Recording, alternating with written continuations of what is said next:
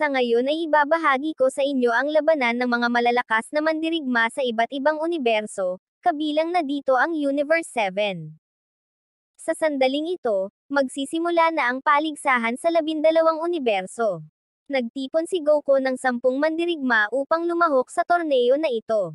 Sa hindi inaasahang pagkakataon, ang huling miyembro na dinadala niya ay kilala bilang isang emperador na si Lord Frieza. Lumalabas na bago ito, bumaba si Goku sa impyerno upang hilingin na buhayin si Frieza sa loob ng 24 na oras. Para naman kay Vegeta, hinahamak niya ang tusong individual na ito.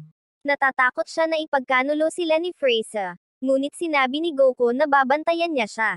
Kaya lahat ay nagsanib kamay sa isang bilog upang lumipat sa Tournament of the Gods. Pagdating, lahat ay nagulat sa laki ng arena. Ang mga mandirigma mula sa iba pang mga universo ay nagsimulang lumitaw ng sunod-sunod. Agad na sumugod ang Universe 6 para batiin ang Universe 7. Sa sandaling ito, magkaharap na sina Frieza at Frost. Samantala, nagdala si Kaba ng 2 pang babae na nagngangalang Khalifa at Kale. Ngunit si Khalifa sa kabilang banda, ay masyadong mayabang, na nagpahayag na siya ang magiging pinakamalakas sa 12 universo. Sa sandaling ito, ipinakilala ni Daishinkan ang 12 universo isa-isa. Nang lumitaw ang Universe 11, naramdaman agad ni Goku ang napakalakas na enerhiya at wala silang pinagkaiba sa 5 malalakas na kapatid. Nang makita ang lahat ng mga kalaban mula sa 12 universo, na nagparamdam kay Goku ng labis na kagalakan. Sinimulan ni Daishinkan na ipaliwanag ang mga panuntunan sa paligsahan. Ang lahat ng 12 universo ay magkakasabay na makikipagkompetensya. Ang mga mahuhulog sa arena ay matatanggal. Hindi sila makakalipad maliban kung mayroon silang mga pakpak. Ang universo na matatalo ay buburahin ni Zeno-sama. Sa wakas, opisyal na magsisimula ang Tournament of Strength. Lahat ng mandirigma ay handang makipagbakbakan sa isa't isa, kahit na pinilit ni Beerus ang pagtutulungan ng magkakasama, ngunit ayaw pa rin nilang makinig.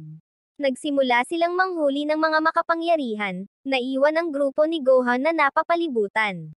Samantala, tina-target ni Goku si Jiren, ang pinakamalakas na individual ng Universe 11, at walang nang ahas na harapin siya.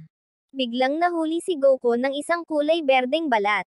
Nang aalisin na niya si Goku sa labanan, agad siyang nag-transform sa isang Super Saiyan, kaya nananatiling ligtas si Goku. Sa hindi inaasahan, si Goku ay patuloy na napapalibutan ng Universe 9. Ang 3 lobo na ito ay patuloy na umaatake sa kanya ng walang humpay. May gumagamit ng lason, kaya kinailangan ni Goku na balutin ng Kai ang kanyang katawan.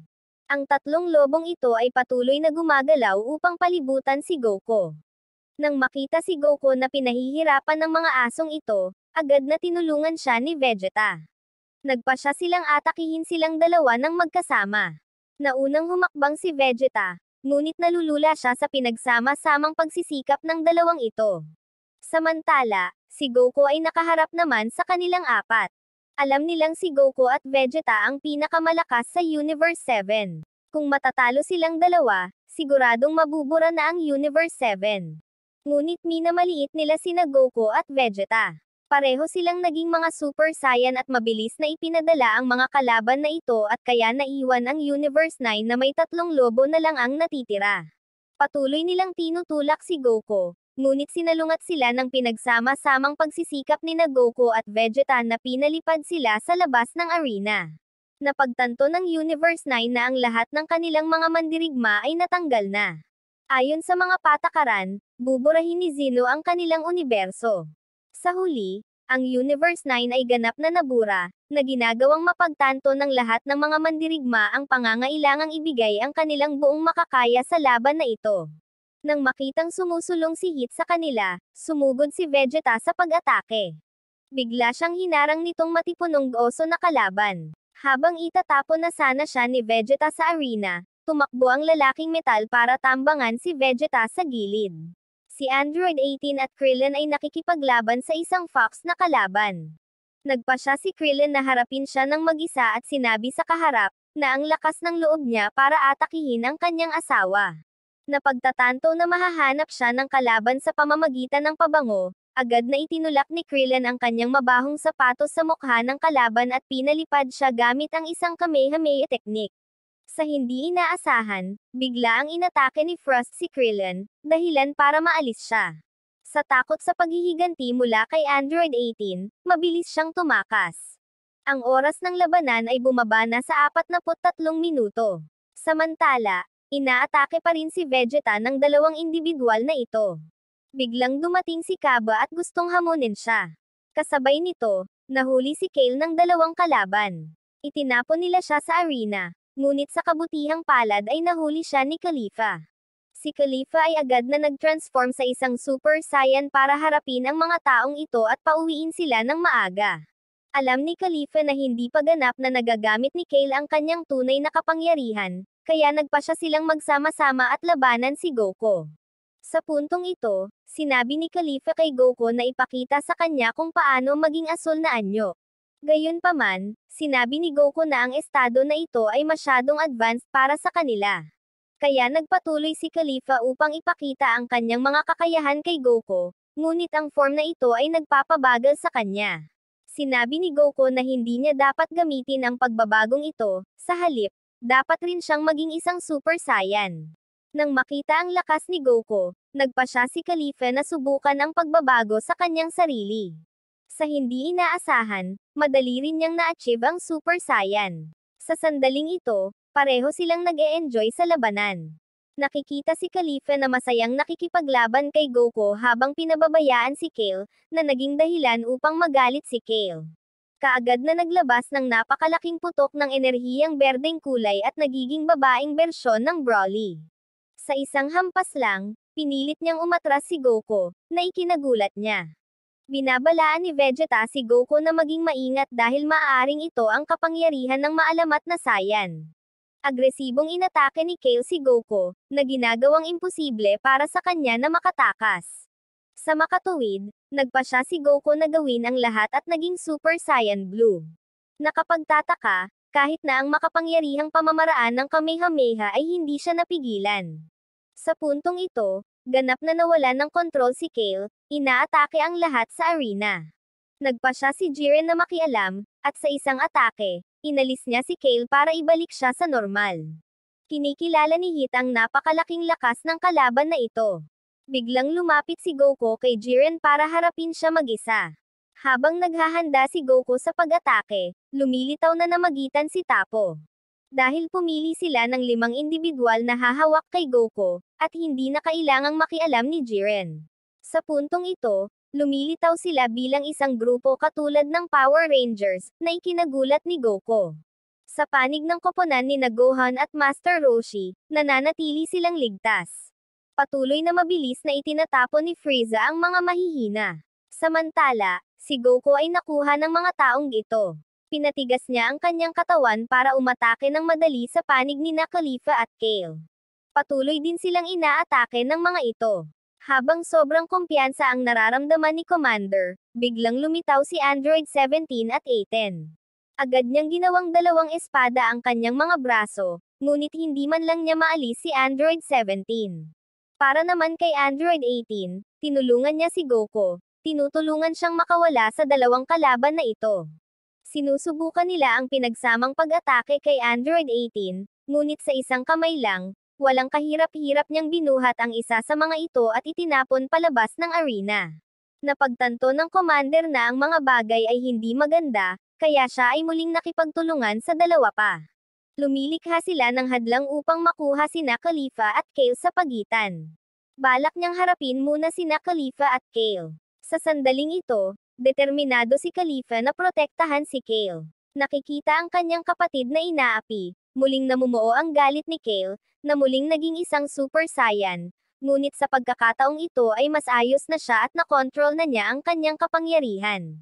Kaya't pareho silang nagtulungan upang tangayin ang mga taong ito at sa gayon ang Universe 11 ay nawalan ng isa pang 4 na miyembro. Pagod na rin si Kale ngayon. Gayunpaman, nagpa siya si Goku na hayaan silang umatras at makabawi upang muling lumaban. Sa ngayon, nakikipaglaban si Vegeta sa isang overweight fighter mula sa Universe 2. Parehong sinasalakay sina Goku at Android 17. Sinasabi ng God of Destruction mula sa Universe 2, na sila ay Warriors of Love. Akala niya ay matatalo niya si Android 17, ngunit si Android 17 ay naglabas ng energy barrier sa depensa, na naging dahilan upang hindi niya ito maatake, at siya ay na-kick out ni Android 17. Nang hindi inaasahan, mayroon silang miyembro na maaaring lumipad, kaya agad silang bumalik upang labanan si Android 17. Pumunta si Android 18 at nagtanong kung kailangan ba niya ng tulong, ngunit sinabi na hindi niya na kailangan, at sa pagkakataong ito ay lalaban siya ng seryoso. Agad na umaatake si Android 17 sa napakabilis na bilis, na naging dahilan upang hindi siya makapaggamit ng mga pakpak at mahulog sa labas ng arena. Patuloy niyang inaatake ang babaeng may kulay berdeng buhok. Tanong ni Ribrian kung kailangan niya ng tulong, ngunit nananatili siyang tiwala sa kanyang lakas, at agad siyang itinapon ni Android 17 dahil sa kanyang mga maling akala ng kapangyarihan. Nagalit ito kay Ribrian at napasigaw siya, at agad niyang inatake si Android 17. Samantala, malapit nang mahuli si Goku ng babaeng ito. Nang makita siyang nasa panganib, mabilis na gumawa si Android 17 ng isang kalasag para protektahan si Goku. Sa puntong ito, pareho silang seryoso. Gumagamit si Goku ng isang galaw na natutunan niya mula sa kanya sa pamamagitan ng panggagaya at natalo niya siya. Habang malapit na silang maalis ni Goku, biglang gumamit ng instant transmission ang isang Yard Rat Fighter para iligtas sila. Para naman kay Gohan, pinatalsik niya sa arena ang Chubby Bear Fighter mula sa Universe 6. Biglang tinarget ng dalawang mandirigma mula sa Universe 10 si Gohan. Nagpapatuloy sila sa pag-atake kay Piccolo at Gohan. Maaaring lumikha si Abni ng maraming ilusyon, na naging dahilan upang si Gohan ay walang makita at matalo siya. Ang Kaiosha ng Universe 10 ay nagsabi na si Abni ang kanilang pinakamalakas na mandirigma. Sa panig ni Piccolo, matagumpay niyang natalo ang isa sa kanila at pinabalik siya sa stance ng manunood. Sa puntong ito, si Abni na lamang ang natitira sa Universe 10. Gayunpaman, ang kanyang kakaibang estilo ng paggalaw ay nakakapangilabot kay Gohan. Ngunit mas nagulat sila, nalaman ni Gohan ang kanyang lihim na pagharap sa kanyang mga pag-atake. Sa huli, tinalo ni Gohan si Abni gamit ang isang Kamehameha Wave. Nang wala ng mga mandirigma, ang Universe 10 ang naging susunod na universo na binura ni Zeno. Nang makitang may pamilya si Abni, nakaramdam ng simpatiya si Gohan, na napagtanto na kapag natalo siya, parehong kapalaran ang naghihintay sa kanya.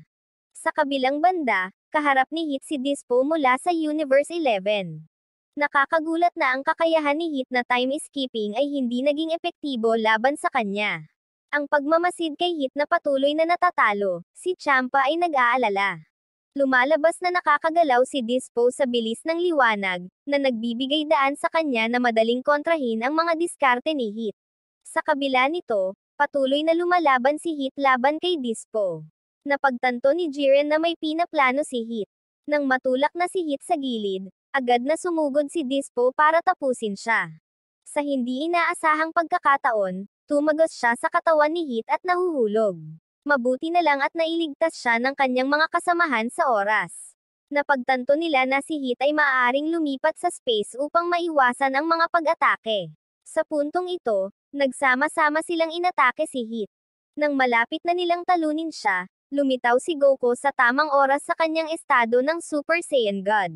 Ipinaliwanag ni Whis na ang estado na ito ay tumutulong kay Goku na gumamit ng mas kaunting enerhiya at mas mabilis na kumilos. Nakipaglaban si Goku kay Dispo, at sa kabilang banda, nahuli ni Hit ang isa pang kalaban ngunit ang bilis ni Dispo ay nagagawa siyang kontrahin at itinulak pabalik si Goku.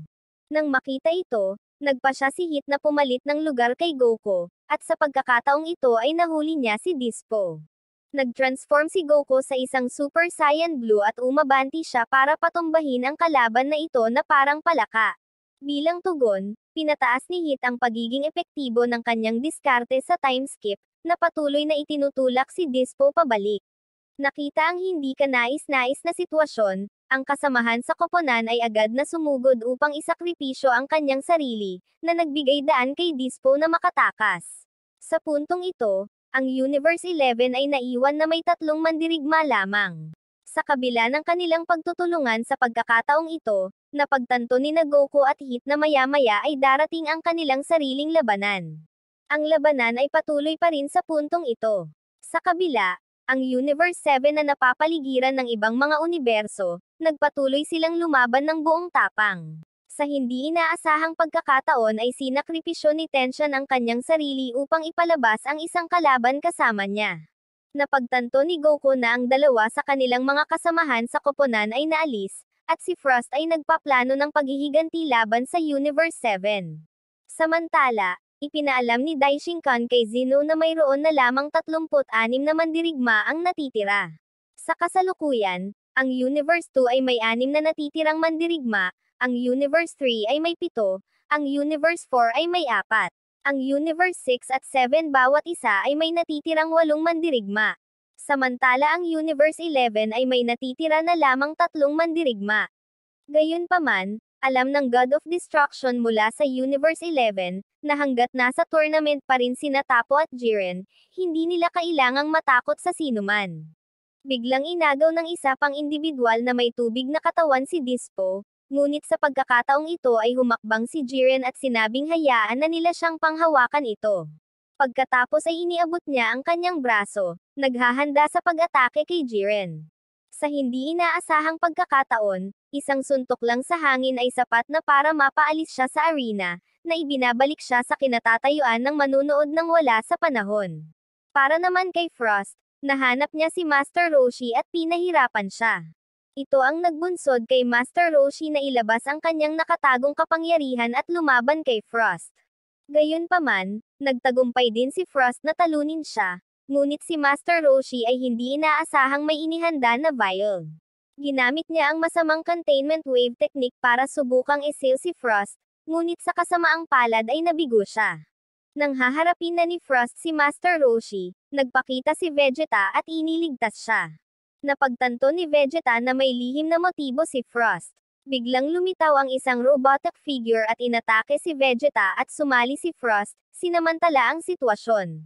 Sa kabila ng pagiging mahina, ginamit muli ni Master Roshi ang masamang containment wave.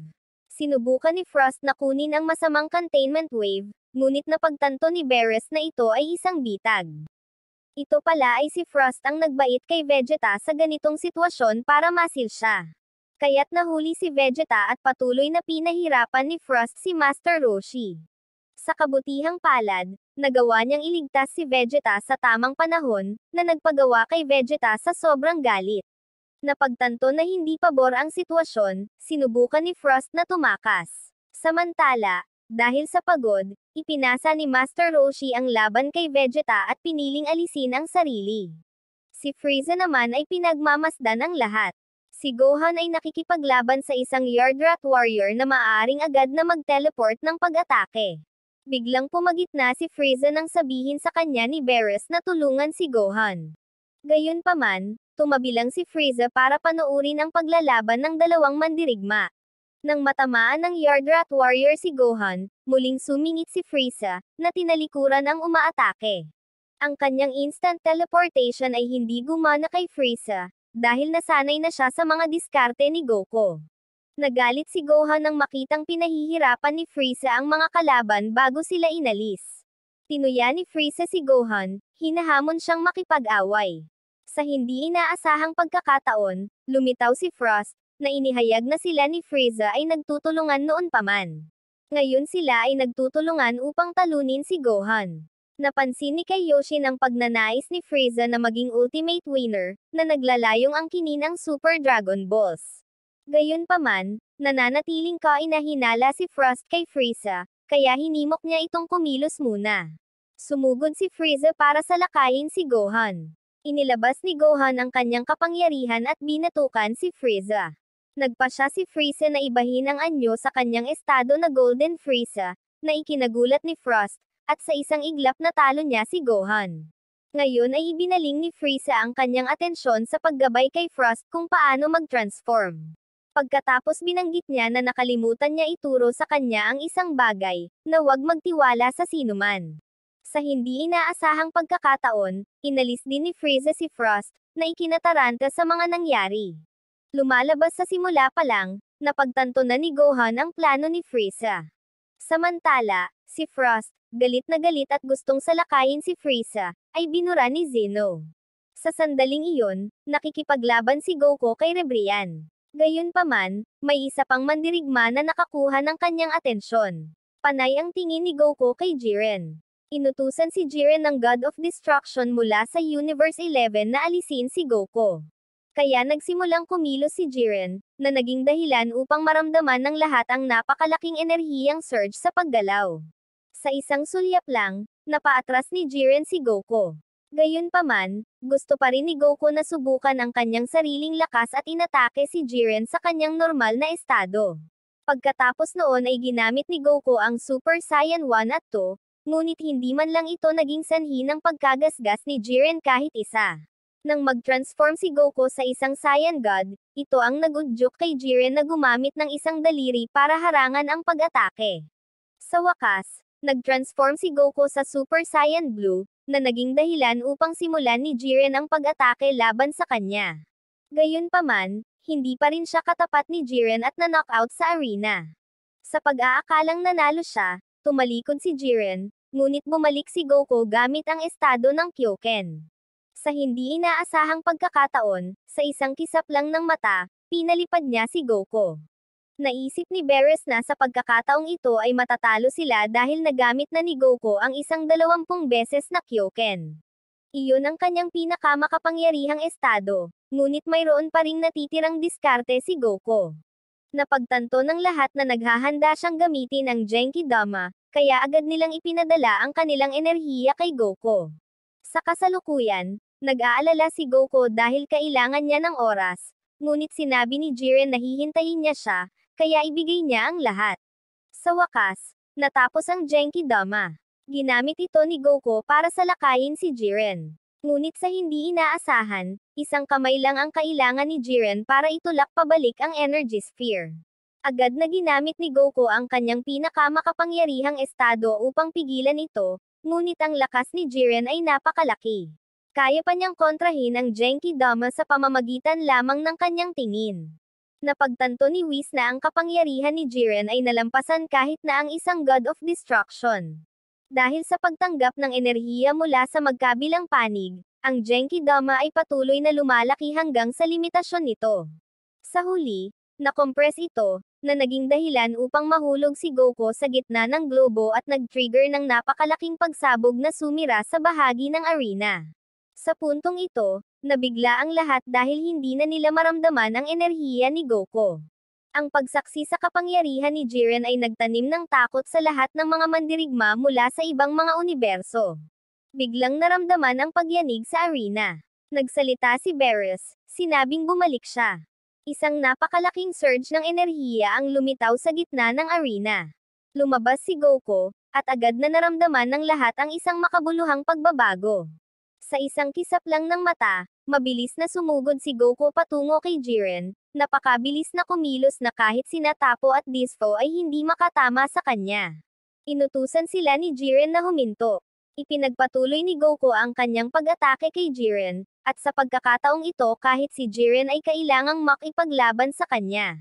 Mabilis na napagtanto ni Whis na ang kapangyarihan na ipinapakita ni Goku ay maaaring iyon yun.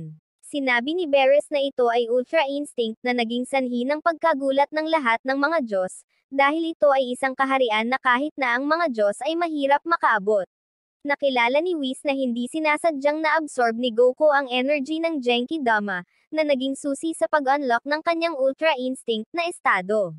Sa puntong ito, ang kapangyarihan ni Goku ay patuloy na tumaas ng husto, ngunit dahil hindi niya mapanatili ang estado, muli siyang natumba ni Jiren. Mabilis na pumagitna si Hit para pigilan si Jiren. Samantala, nagawang mahuli ni Frieza si Goku at parang sasadyain niyang saktan si Goku. Gayunpaman, sa hindi inaasahang pagkakataon, naglipat lamang si Frieza ng kaunting enerhiya kay Goku, na binayaran ang kanyang utang mula sa planetang Namek. Sa kabilang banda, nakaharap pa rin si Hit kay Jiren. Kahit na ang diskarte sa paglaktaw ng oras ni Hit ay walang epekto kay Jiren, kaya nagpa siya si Hit na gamitin ang kanyang assassination technique, na direktang tinamaan ang dibdib ni Jiren. Nagdulot ito ng pag-freeze ng katawan ni Jiren, na naging dahilan upang hindi siya makakilos. Gayunpaman, ang lakas ni Jiren ay ganap na tinalo ang kakayahan ni Heat na kontrolin siya. Nang maglunsad ng full force attack si Heat, walang kahirap-hirap na pinigilan ito ni Jiren at nabasag ang energy sphere. Sa isang kisap mata, pinalipad niya si Heat, bumagsak kay Kappa at inalis siya sa arena. Kahit na ang pinakamakapangyarihang mandirigma ng Universe 6 ay naalis, na naging sanhi ng pag-aalala ni Champa. Inihayag ni Daishinkan na lumipas na ang kalahati ng oras ng laban. Naramdaman na wala ng matitinding kalaban na dapat katakutan, nagsimulang magnilay-nilay si Jiren, ipinagkatiwala ang lahat kina Tapo at Dispo. Sa sandaling ito, lumikha si Jiren ng isang hadlang ng enerhiya sa kanyang paligid, na ginagawang imposible para sa sinuman na palihim na atakehin siya. Napagtanto ni Goku na maaari lamang niyang i-activate ang Ultra Instinct ng isang beses upang makipaglaban kay Jiren. Samantala, hinarap ni Vegeta si Tapo. Kaya nag-transform si Vegeta at naglunsad ng pag-atake laban sa kanya. Habang hinahanap ni Kappa si Caulifla, nakaharap niya si Frieza.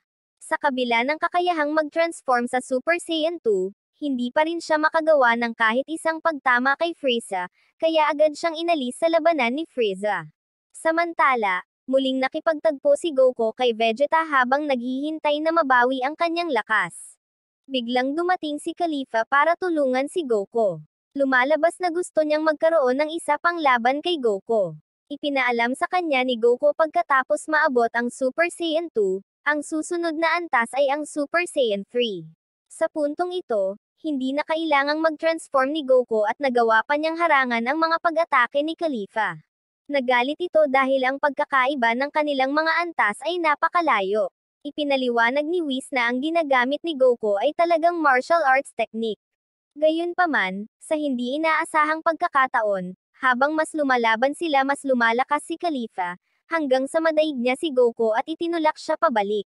Kaya nagpa siya siyang mag-transform sa isang Super Saiyan upang labanan si Caulifla. Sa sandaling ito, tinutulungan ni Goku si Caulifla na masanay upang maging isang Super Saiyan 3, na naging dahilan upang lumakas pa ang kanyang lakas. Nang makita ang kapansin-pansing pag-unlad ni Caulifla, sinabihan ni Goku si Kale na atakihin din siya. Ang pagkilos na ito ay nagdulot ng sakit sa ulo ni Beerus, na sinabi na ang hangal na ito ay muling tumulong sa kaaway. Kaya't pareho silang nakipagtulungan at inatake si Goku, na ginagamit ang lahat na lakas. Nagtagumpay siya sa pagpilit kay Goku na mag-transform sa Super Saiyan 3. Gayunpaman, agad na bumalik si Goku dahil masyadong nakakapag-drain ng energy ang estado na ito. Pagkatapos ay sinubukan din ni Kale na mag-power up, na nag-transform sa isang berserk state na may napakalaking enerhiya, kahit na si Jiren ay nakuha ang kanyang atensyon. Sa hindi inaasahang pagkakataon, nawalan ng kontrol si Kale at sinimulang salakayin din si Caulifla. Ngunit hinawakan ni Caulifla ang kanyang kamay at sinabi sa kanya na siya ang kanyang pinakamamahal na kapatid na babae. Nakatulong ito kay Kale na mabawi ang kontrol sa kanyang kapangyarihan, na naging sanhi ng panginginig ng kamay ni Goku. Kaya't silang dalawa ay nagsama-sama at naglunsad ng isang pag-atake kay Goku, na labis na nalulula sa kanya. Dahil sa napakalaking kapangyarihan ni Kale, natamaan niya si Goku ng sobrang lakas kaya napalipad ito patungo sa kinaroroonan ni Frieza. Naintriga kaagad si Frieza at sabik na makipag-ugnayan sa kanila. Ngunit sinabi ni Goku na ito ay ang kanyang kalaban. Nagpatuloy si Goku sa pakikipaglaban sa kanilang dalawa. Bigla siyang na-overwhelm sa kontrol ni Kale at patuloy na inaatake ni Caulifla.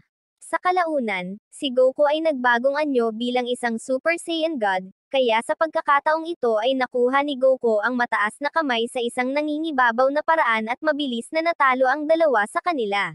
Napagod si Caulifla at sinabing oras na para gamitin ito ni Kale.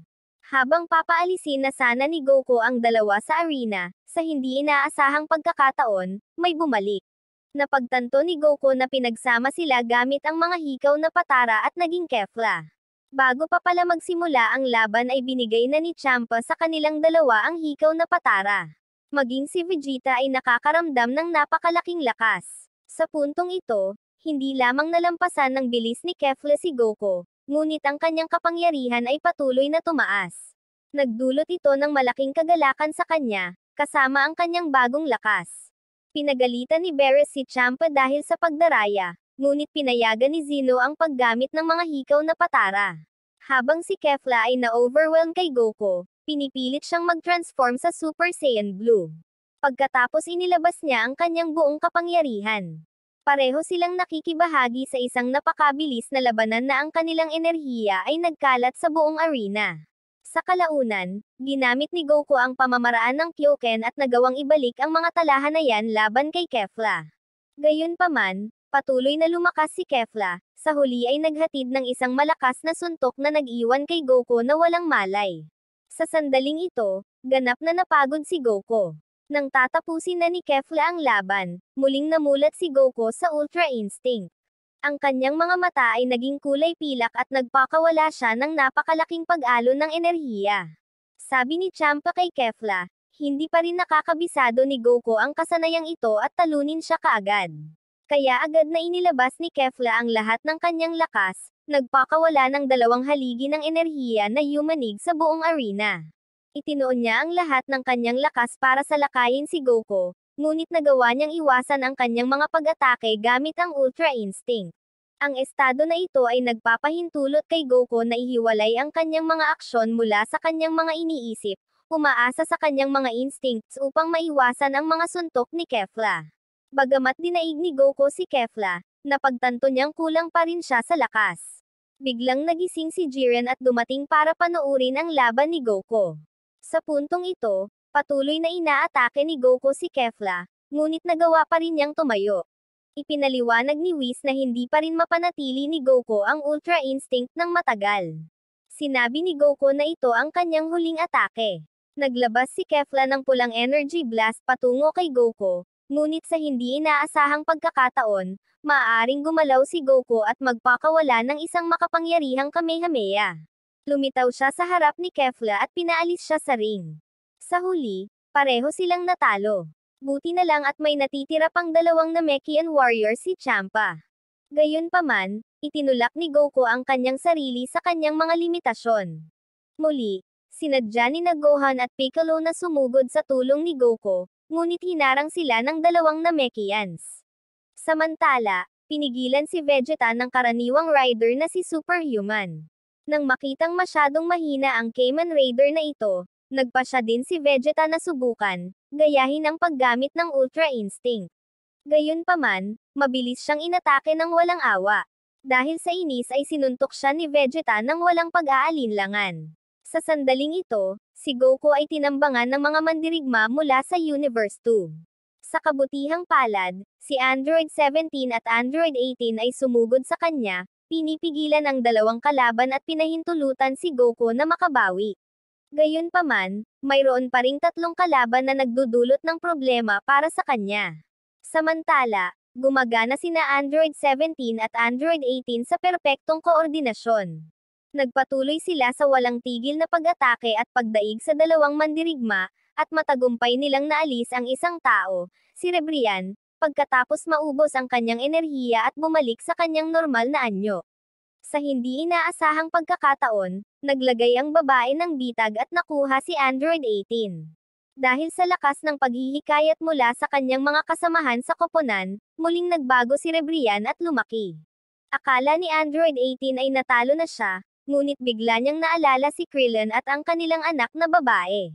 Ang bagong natuklasang determinasyon na ito ay nagpakawala ng kanyang buong lakas, na nagbigay daan sa kanya na harangan ang mga pag-atake ni Rebrian. Sumali si Android 17 sa laban upang suportahan ang kanyang kapatid na babae. Sa wakas, nagtagumpay sila na talunin si Rebrian. Sa kabutihang palad, ang Universe 2 ay mayroon pa ring tatlong mandirigma na nakapalibot kay Goku. Nakapagtataka, ang mga kalaban na ito ay hindi kapani-paniwalang makapangyarihan dahil sa suporta rin ng buong sansinukob, na nagpapahintulot sa kanila na mag-evolve at kahit na magpalit ng kasarian. Si Android 17 at Android 18 ay patuloy na tumulong kay Goku. Sina Gohan at Piccolo ay nakikipaglaban pa rin sa dalawang Namekians. Lumalabas na bago magsimula ang laban, pinagsama nila ang kanilang buong tribo. Kaya hindi lang dalawang individual ang pinaglalaban ni Gohan at Piccolo, nilalabanan nila ang buong planet Namekian. Halos hindi sila nabawasan ng mga atake ni Piccolo at mabilis siyang natalo. Gayunpaman, nagawang harangin ni Gohan ang pag-atake para kay Piccolo. Pagkatapos ay nag-iisang humarap si Gohan sa kanilang dalawa. Sa panig ni Goku, kaharap niya ang tatlong kalaban na gumagamit ng kanilang ultimate technique. Nagpakawala sila ng isang madilim na globo ng enerhiya na sinusubukang e-channel ang negativity sa kanilang mga damdamin ng pag-ibig, ngunit sila ay nagkamali. Ang puso ni Goku ay hinimok ng simbuyo ng damdamin, hindi ng pag-ibig, at tinutulan niya ang isang Kamehameha wave na nagpasabog sa kanila. Sa gitna ng lahat ng ito, naglabas din si Gohan ng isang Kamehameha wave sa tulong ni Piccolo at nagawang talunin ang dalawang Namekians ng sabay-sabay. Dahil dito, parehong natalo ang Universe 2 at Universe 6, kaya agad itong binura ni Zeno. Nang makitang nawawala ang kanyang nakababatang kapatid, naging sanhi ng hindi makapagsalita si Beerus. Para naman kay Vegeta, nagalit siya dahil nawala ang kanyang alagad na si Kappa. Galit na galit siyang nagtungo kay Kamen Rider, dahilan para mahulog siya sa arena. Gayunpaman, napag-alaman na mayroong isang hindi nakikitang manloloko sa kanila na tumambangan maging si Gohan, na naging dahilan upang siya ay muntik mahulog. Buti na lang mabilis siyang nailigtas ni Piccolo. Samantala, si Android 18 ay tinambangan din ng hindi nakikitang kalaban na ito. Nagmamadaling ilabas ni Piccolo ang kanyang lakas sa pagtatangkang kontrahin ang pag-atake, ngunit hindi natamaan ang salarin. Ito ay lumabas na ang individual ay mula sa Universe 4. Nagawa ni Piccolo na makahanap ng isang paraan upang makita ang kanyang presensya at sa huli ay inalis siya. Ngunit ang God of Destruction mula sa Universe 4 ay may isa pang nakatagong kalaban. Gumawa siya ng isang illusion barrier na bumalot sa buong arena, dahilan upang makita ni Piccolo ang mga phantom image ng mga mandirigma mula sa iba't ibang universo. Mabilis na natukoy ni Piccolo ang pinagmulan ng panlilinlang na ito at umatake, na tinalo ang kalaban. Gayunpaman, lumitaw ang isa pang hindi nakikitang kalaban, na sinaktan si Piccolo at pinatalsik siya mula sa arena.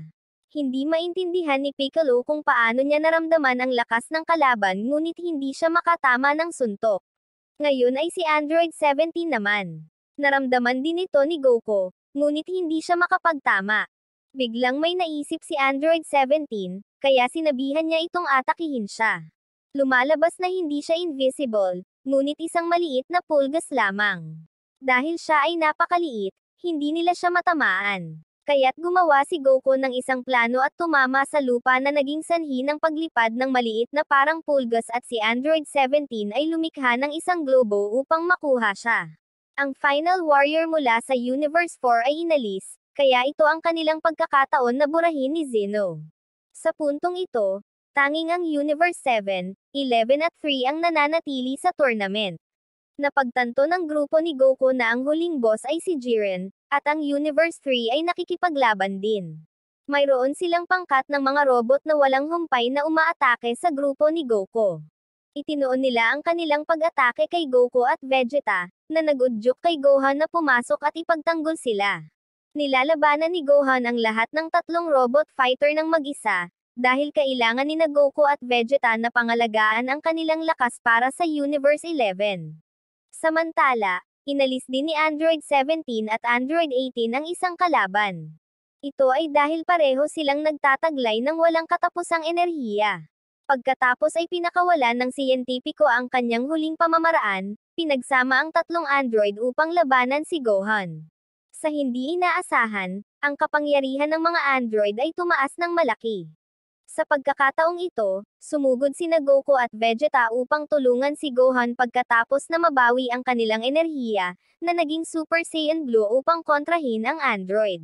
Ang kanilang layunin, gayunpaman, ay huminto ng oras at payagan si Gohan na ilabas ang kanyang mapagpasyang pag-atake. Sa kalaunan, naghatid si Gohan ng isang malakas na atake na nagpapalipad sa android.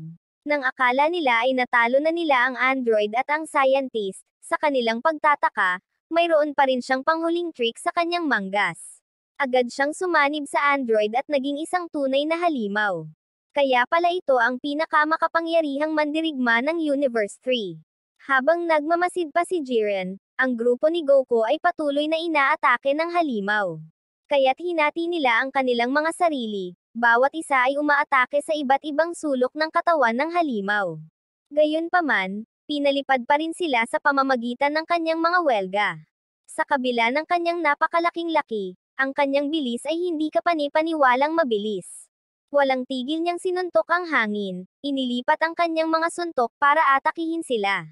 Nang malapit ng ma-knockout si Goku, sinipa siya pabalik ni Frieza at sinabi may utang ka sakin. Tumugon si Goku na tinutulungan niya sila ngayon. Walang pagpilian, kaya nakipagsanib puwersa din si Frieza sa kanila. Biglang nakuha ng halimaw si Android 18. Nang malapit na niya itong konsumuhin, agad na nag-teleport si Goku at iniligtas siya. Ipinagpatuloy niya ang pag-atake kay Android 17, dahilan para mahulog siya sa arena. Gayunpaman, tumalon din si Android 18, isinakripisyo ang kanyang sarili para patuloy na lumaban si Android 17. Sa puntong ito, 5 miyembro na lang ang natira sa kanila. Biglang tumubo ng isang pares ng pakpak ang napakalaking nilalang. Nang makita siyang kumukuha ng enerhiya, ang grupo ay nakipag-away sa kanya, na naging pinakamalakas na estado at naglunsad ng mga mapagpasyang pag-atake. Gayunpaman, ang kanyang energy sphere ay patuloy na lumawak ng mabilis. Si Android 17 ay lumikha ng isang protection na hadlang at sumugod sa pamamagitan ng energy sphere, na nabasag ang core ng kanyang enerhiya sa pamamagitan ng isang suntok. Ang hakbang na ito ay nakatulong sa koponan ni Goku na makakuha ng tagumpay, kaya ang Universe 3 ay inalis. Nasa loob pala ng makinang ito ang kanilang bathala. Ngayon ang Universe 7 at Universe 11 na lang ang natitira sa tournament. Nakita ni Daishinkan na kakaunti na lang ang natitira, kaya pinakipot niya ang arena upang lumikha ng isang kapaligiran ng magiliw na pagmamahal. Sa sandaling ito, humakbang sina Goku at Jiren, nagpapalitan ng mga tingin na puno ng pagmamahal. Inilabas ni Goku ang lahat ng kanyang kapangyarihan at nagsimulang labanan si Jiren. Nakapagtataka, sumugod din si Vegeta sa kagustuhang labanan si Jiren, ngunit mabilis siyang natamaan ni Jiren. Sumali si Goku sa labanan at nagtulungan silang dalawa. Biglang naramdaman ni Vegeta ang mga galaw ni Jiren at natamaan siya, na ikinagulat ni Jiren. Napagtanto ni Whis na sinusubukan ni Vegeta na gumamit din ng Ultra Instinct, ngunit mabilis na nakabawi si Jiren at naghatid ng isang malakas na suntok kay Vegeta. Samantala, nakikipaglaban si Frieza laban kay Dispo, bagamat kayang makipagsabayan ni Frieza sa bilis ni Dispo. Gayunpaman, nahawakan ni Dispo ang buntot ni Frieza at hinilas siya, isinandal ang mukha sa dingding. Kasalukuyang nakikipaglaban sina Gohan at Android 17 laban kay Tapo, ngunit gaano man sila lumaban, ang kanilang mga pag-atake ay hindi nagiging sanhi ng pagbagsak ng kahit isang hibla ng balbas ni Tapo. Napagtanto ni Vegeta na si Jiren ay hindi kapani-paniwalang malakas, ngunit ito ang sandaling itinulak niya ang kanyang mga limitasyon. Sinabi niya na hindi niya man magamit ang Ultra Instinct, kaya niya siyang talunin sa sarili niyang paraan. Kasabay nito, isang malakas na atake ang kanyang inilunsad kay Jiren. Nakapagtataka, nagawang makaiwas ni Jiren at mabilis na na-counter-attack si Vegeta, dahilan upang siya ay bumagsak. Sa sandaling ito, sa wakas ay hinarap ni Goku si Jiren. Si Goku ay patuloy na lumilipat sa paghahanap ng mga bukas sa mga depensa ni Jiren. Nag-iwan siya ng maliliit na energy sphere, nag-set up ng explosive trap. Gayunpaman, walang kahirap-hirap na umiwas si Jiren sa pamamagitan ng pagtalon. Pagkatapos ay sinubukan ni Goku na gamitin ang Distracto Disc, ngunit walang kahirap-hirap na hinarang ito ni Jiren at sinugod si Goku. Tulad ng tila si Jiren ang nangunguna, iniwan ni Goku ang isa pang Distracto Disc. Ang disc na ito ay humiwa sa lupa sa ilalim ni Jiren, na naging dahilan upang mahulog siya sa arena. Ngunit agad na tumalon si Jiren sa mga labi at bumalik. Alam ni Goku na ang mga bitag na ito ay laro lamang ng bata kay Jiren. Ngayon lang nagsimulang magseryoso si Jiren. Isang normal na suntok lang ang lumikha ng shockwave na tumagos sa buong arena, na nag-iwan kay Goku na walang magawa. Ngunit kapwa siya at si Vegeta ay tumanggi na sumuko, itinulak ang kanilang sarili sa mga limitasyon. Inactivate ni Goku ang Kyoken sa 20 beses ng lakas nito, habang naalala ni Vegeta ang kanyang pangako kay Kappa. Kung manalo siya, gagamitin ni Vegeta ang Dragon Balls para buhayin siya. Kaya't binasag ni Vegeta ang kanyang mga limitasyon at nalampasan ang Super Saiyan Blue, na natamo ang anyo ng Super Saiyan Blue Evolution, kaya nagtulungan sila upang maglunsad ng pag-atake kay Jiren. Inakala ng lahat na pareho nilang matatalo si Jiren, pero hindi pa rin ito nila magawa na pabagsakin siya. Pagkatapos ay sinabi ni Jiren na kinikilala niya ang kanilang lakas. Samantala, nakikipaglaban pa rin si Frieza kay Dispo. Iniisip ni Dispo na siya ang nangunguna kay Frieza, pero sa totoo lang, pinaglalaroan lang ni Frieza si Dispo. Sinabi niya na tutulungan niya ang Universe 11 na manalo sa kondisyon na gagamitin nila ang Dragon Balls para buhayin siya pagkatapos ng laban. Gayunpaman, tinanggihan ni Dispo ang alok na ito, dahil itinuturing nila ang kanilang sarili na mga mandirigma ng hustisya at hindi kailanman makikipagtulungan sa mga kalaban. Napagtatanto na imposible ang pakikipagtulungan, pinakawalan ni Frieza ang kanyang tunay na kapangyarihan, na binago sa kanyang Golden Frieza na estado at buong lakas na naniningil kay Dispo. Sa hindi inaasahang pagkakataon, may tinatago pa rin si Dispo, mas mabilis ang kanyang lakas para itulak si Frieza palabas ng arena. Buti na lang at nakialam si Gohan at nailigtas siya sa tamang oras. Magkasama silang nagsama-sama para harapin si Dispo. Gayunpaman, ang kanyang bilis ay nanatiling napakalaki. Gumawa ng plano si Gohan para kay Frieza na paliitin ang hanay ng paggalaw, na nagpapahintulot sa kanya na umatake ng direkta. Mabisang gumana ang diskarte habang patuloy nilang pinipilit si Dispo. Ngunit kalaunan ay naabot ni Frieza ang kanyang limitasyon at naubusan ng lakas ng malapit nang makuha ni Gohan ang tagumpay. Biglang nakita ni Gohan si Dispo at inutusan si Frieza na umatake ng mabilis. Hindi nag-atubili si Frieza, naglunsad ng isang pag-atake na nag-alis ng parehong Gohan at Dispo sa isang iglap. Samantala, tinatangka pa rin ni Goku at Vegeta na pabagsakin si Jiren. Si Android 17 ay nagpatuloy sa kanyang pag-atake kay Tapo. Napagtanto ng lahat na sinusubukan niyang bumili ng oras. Dahil ang panig na may natitira pang mga mandirigma kapag naubos ang oras ay mananalo. Gayunpaman, si Tapo ay napakalakas. Itutulak na sana niya si Android 17 palabas ng arena, ngunit sa kabutihang palad ay muling lumitaw si Frieza at naglunsad ng sorpresang pag-atake sa kanya. Natuwa si Frieza sa paulit-ulit na pag-atake kay Tapo mula sa likuran. Nang akala nila ay tapos na, sa hindi inaasahang pagkakataon, nakatayo pa rin siya sa arena. Nang makita si Frieza na napakawalang hiya, nagpa siya si Tapo na ilabas ang kanyang kapangyarihan. Agad na napagtanto ni Goku na mayroong napakalawak na pinagmumulan ng enerhiya sa arena, kaya't si Tapo ay naging isang God of Destruction.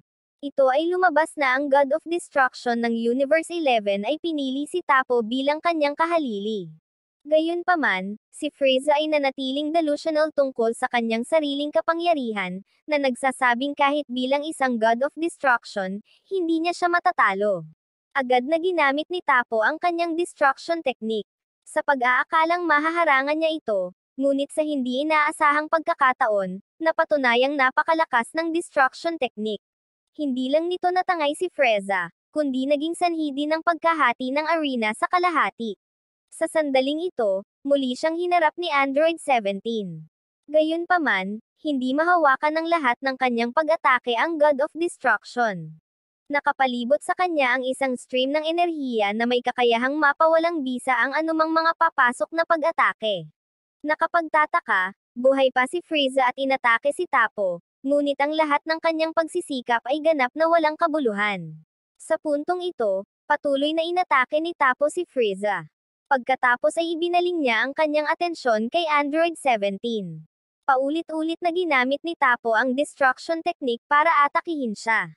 Habang sinusubukan niyang itulak si Android 17 palabas ng arena, muling namagitan si Frieza. Nang makita ang patuloy na kalaban na ito, agad na sumugod si Tapo na harapin muna si Frieza, ngunit nakipagtulungan si Android 17 kay Frieza upang hadlangan ang mga pagtatangka ni Tapo. Sa hindi inaasahang pagkakataon, parehong naitulak si Goku at Vegeta sa gilid na ito. Nang makitang nahihirapan si Jiren, nagpa siya si Tapo na ihiwalay si Vegeta kay Jiren. Napagtanto ni Vegeta na ito ang kapangyarihan ng isang God of Destruction at naunawaan na ang lakas ni Tapo ay umakyat sa isang ganap na naiibang antas. Noong nasa matinding panganib si Vegeta, naalala niya ang kanyang asawa at mga anak. Inilabas niya ang lahat ng kanyang lakas, nalampasan maging ang God of Destruction at walang humpay na inatake si Tapo. Kahit ang kapangyarihan ng God of Destruction ay hindi siya napigilan. Sa sandaling ito, gumamit si Vegeta ng self-destructive move na katulad ng ginamit niya laban kay Majin Buu. Inipon din ni Tapo ang lahat ng kanyang lakas sa isang atake, ngunit hindi pa rin ito mapigilan si Vegeta. Sa huli, natalo si Tapo. Habang nag-aalala ang lahat tungkol kay Vegeta, sa kabutihang palad ay buhay pa siya. Sa sandaling ito, si Jiren na lamang ang natitira sa Universe 11. Sinabi niya na hindi niya inaasahan na matatalo nila si Tapo, kaya ngayon ay masasaksihan nila ang kanyang tunay na kapangyarihan. Inilabas ni Jiren ang nakatagong kapangyarihan sa loob ng kanyang katawan na lumikha ng nakakatakot na pressure. Ang tatlong mandirigma ay sabay-sabay na naglunsad ng pag-atake kay Jiren, ngunit isa-isa silang pinatumba ni Jiren. Pagkatapos ay naglunsad si Android 17 ng sorpresang pag-atake kay Jiren. Bagamat hindi ito nagdulot ng malaking pinsala kay Jiren, nagawa nitong masugatan siya kahit saan. Agad nitong pinalakas ang moral ni Goku at Vegeta, kaya ang buong koponan ay patuloy na walang humpay na umatake kay Jiren. Napagtanto niya na si Android 17 ang pinakapursigido sa kanila, kaya itinuon ni Jiren ang kanyang mga pag-atake sa kanya. Sa sandaling ito, lahat ng tatlong manlalaban ay nagpakawala ng kanilang pinakamalakas na atake, na pinilit na ilabas muli ni Jiren ang kanyang nakatagong kapangyarihan, na naging dahilan upang ang lahat ay nabigla at natalo. Samantala, matyagang naghihintay si Frieza ng tamang pagkakataon para mag-aklas laban kay Jiren. Ang nakakapagtaka, parang kagat ng lamok kay Jiren ang mga atake ni Frieza. Habang ang iba ay pagod na, si Android 17 ay nanatiling hindi nababagabag dahil sa kanyang walang katapusang enerhiya. Pagkatapos ay tinanong ng God of Destruction mula sa Universe 11 si Android 17, kung ano ang kanyang hiling na pinagsusumikapan niya. Sagot niya, gusto niya lang bumili ng cruise ship para makapagbakasyon ang buong pamilya niya. Tanong ni Android 17, kung ano naman ang hiling ni Jiren. Ito ay kapag ang God of Destruction ay ipinahayag sa lahat na si Jiren ay walang anumang ninais. Siya ay nagtiis ng sapat na pagdurusa mula noong siya ay bata pa at natanto na ang ganap na lakas ay ang tanging katotohanan. Pagkatapos ay nagkomento si Android 17 na talagang nakakaawa si Jiren. Lalong tumindi ang galit ni Jiren at nagpakawala siya ng mabangis na pag-atake laban kay Android 17. Napagtanto na hindi na siya makakatagal, pinrotektahan niya sina Goku at Vegeta. Alam na sila ang huling pag-asa ng Universe 7. Napagtanto ng lahat na isinakripisyo ni Android 17 ang kanyang sarili para harangan ang pag-atake ni Jiren. Sa sandaling ito, sa kabila ng kanyang humihinang lakas, nagpatuloy si Vegeta sa pag-atake kay Jiren. Siya ay hinimok ng kanyang pagnanais na protektahan ang kanyang pamilya at hindi niya kayang mawala. Tumanggi si Vegeta na tanggapin ang pagkatalo, gayunpaman, ang pag-asa lamang sa kanyang paniniwala ay hindi sapat upang madaig si Jiren. Maya-maya, napatalsik siya sa arena sa lakas ni Jiren. Nang walang ibang pagpipilian, nagawa ni Vegeta na ilipat ang isang bahagi ng kanyang natitirang lakas kay Goku, na nagpapahintulot kay Goku na bumangon at ipagpatuloy ang laban. Sinabi ni Jiren na hindi niya siya matatalo, na sinagot ni Goku, tingnan natin. Gayunpaman, kahit na si Goku ay umabot sa kanyang limitasyon, sa kabila nito, nagpatuloy siya sa isang matinding pakikipaglaban kay Jiren. Nang makitang hindi kumikibo si Goku, pinakawalan ni Jiren ang kanyang mapagpasyang atake. Sa sandaling iyon, naalala ni Goku ang pag-asa na ibinigay ng lahat sa kanya, na nakatulong sa kanya na muling ma-unlock ang Ultra Instinct. Sa isang suntok lang, nagawa ni Goku na pilitin si Jiren na i-regurgitate ang universe. Galit na galit ang 11th God of Destruction, sumisigaw kung ilang beses niya balak na lampasan ang kanyang mga limitasyon. At agad na naglunsad ng panibagong pag-atake si Goku laban kay Jiren. Tahimik na nanood ang lahat ng manunood habang nagpapatuloy ang labanan. Napansin ni Whis na bumubuti ang kahusayan ni Goku sa Ultra Instinct. Isang Kamehameha ang pinakawalan ni Goku, ngunit walang kahirap-hirap na hinarang ito ni Jiren at muli siyang hinipan. Bagamat napigilan ni Goku ang mga pag-atake ni Jiren, napapagod din siya. Nakilala ng Universe 11's God of Destruction na itinutulak pa rin ni Goku ang kanyang mga limitasyon at inutusan si Jiren na talunin kaagad si Goku. Si Vegeta, gayunpaman, ay may pananalig na hindi matatalo si Goku. Agad na bumalik si Goku sa laban at nakipag-ugnayan muli kay Jiren. Ang matinding laban nila ay naging sanhi ng pagkabasag ng buong arena. Napansin ni Whis na unti-unting ginagawa ni Goku ang kanyang Ultra Instinct. Ang kanyang mga pag-atake ay nagiging hindi kapani-paniwalang dalisay, ngunit tumanggi si Jiren na sumuko. Tumugon siya sa pamamagitan ng pagpapakawala ng barrage of punches sa bilis ng liwanag laban kay Goku. May napagtanto si Beerus, kaya sinabihan niya ang lahat na manahimik at obserbahan si Goku. Sa kabila ng mga suntok mula kay Jiren, nananatiling nakatayo si Goku nang hindi kumikibo. Lumalabas na ang dalawang kamay ni Goku ay mabilis pa ring nakaharang sa mga suntok ni Jiren sa hindi kapani-paniwalang bilis at na-counter-attack niya si Jiren. Biglang nagpakawala si Goku ng napakalaking enerhiya, isang Ken Galaxy at hinigop ito. Sa sandaling ito, kinilala ni Jiren ang lakas ni Goku at pinakawalan niya ang kanyang buong kapangyarihan. Nagpaputok siya ng nagninangas na energy ball patungo kay Goku, ngunit sa isang iglap nawala ang energy ball. Muling lumitaw si Goku sa likod ni Jiren at naghatid ng isang kidlat na suntok sa kanya. Lahat ng mga God of Destruction sa sandaling ito ay tumayo para maramdaman nila na ganap na nagising ni Goku ang Ultra Instinct. Naging silver ang buhok ni Goku at naging silver din ang mga mata niya. Sa isang kisap mata ay nasa gilid na siya ni Jiren. Sa sandaling ito, ang kapangyarihan ni Goku ay ganap na nanaig kay Jiren. Kahit anong atake ni Jiren, ni hindi nito makalmat si Goku. Gayunpaman, nanatiling determinado si Jiren na hindi matatalo. Tumanggi siyang tanggapin ang kahinaan sa kanyang sarili. Kaya't sinira ni Jiren ang kanyang sariling mga limitasyon, nagpakawala ng napakalaking dami ng enerhiya na lumamon sa buong arena sa apoy. At sa gayon, pareho silang nagpatuloy sa kanilang matinding labanan. Sa pagkakataong ito, nabawi ni Jiren ang pang-ibabaw, pinilit si Goku sa isang defensive na posisyon. Nang tila nanalo si Jiren sa labanan laban sa kanya, ngunit agad ding bumalik si Goku. Hindi maintindihan ni Jiren kung bakit hindi sumusuko si Goku, laging tumatayo kahit gaano pa siya natamaan. Sa pagkakataong ito, mas malakas pa si Goku kaysa dati. Sa wakas, nagawa niyang iuntog si Jiren sa pader. Ngunit si Jiren ay nananatiling matatag sa kanyang paniniwala na ang lakas ay ganap, hindi nagtitiwala sa mga bond o pagkakaibigan. Ikinagalit nito si Goku, na buong lakas na sumumpa kay Jiren na determinadong talunin siya. Kaya, si Jiren ay tinamaan ng isang napakalakas na Kamehameha mula kay Goku. Dahil dito, napagod si Jiren. Napagtanto ni Jiren na si Goku ay nagpaabot ng awa sa kanya, hindi direktang inalis siya. Gayunpaman, nang balak ni Goku na wakasan ang labanan, naabot na ng kanyang katawan ang limitasyon nito, dahil sa pilitan niyang tinapik ang kapangyarihan ng mga Diyos. Napagtanto ng God of Destruction na ito ay isang pagkakataon upang talunin si Goku. Kahit na ayaw manalo ni Jiren sa ganitong paraan, kailangan pa rin niyang kumilos, dahilan para mahulog si Goku sa arena.